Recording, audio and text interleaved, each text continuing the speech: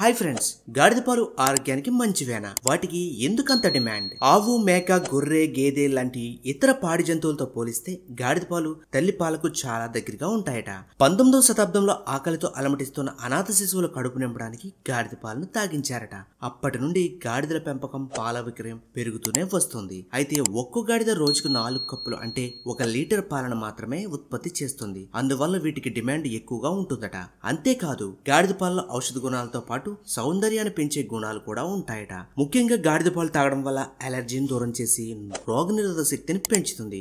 ఆవు పాలతో పోలిస్తే గాడిద పాలలో 5 రెట్లు తక్కువ కేసిన్, సమాన స్థాయిలో ప్రోటీన్లు కలిగి ఉంటాయి. అందుకనే వీటిని తాగడం వల్ల ఎలాంటి సైడ్ ఎఫెక్ట్ ఉండదని చాలా అధ్యయనాలు చెబుతున్నాయి. గాడిద పాలలో ప్రోటీన్లు, యాంటీ ఆక్సిడెంట్లు కూడా పనిచేస్తాయి. అవి సూర్యరశ్మి వల్ల కలిగే ఆక్సీకరణ నష్టం నుంచి కణాలను రక్షించడంలో సహాయపడతాయి. తద్వారా వృద్ధాప్య ఛాయలను దూరం చేస్తాయి. గాడిద పాలను సౌందర్య ఉత్పత్తులైన స్క్రీన్ క్రీములు, ఫేస్ మాస్కులు, సబ్బులు మరియు షాంపూల తయారీలో కూడా వాడతారు. అర్థమైంది కదా ఫ్రెండ్స్, గాడిద పాల వల్ల మనకి కలిగే ఉపయోగాలేంటో. ఈ వీడియో మీకు నచ్చినట్లయితే వీడియోని లైక్ చేయండి, షేర్ చేయండి. ఇలాంటి మరిన్ని ఇంట్రెస్టింగ్ వీడియోస్ కోసం ఛానల్ని సబ్స్క్రైబ్ చేసుకోండి. Thanks for watching.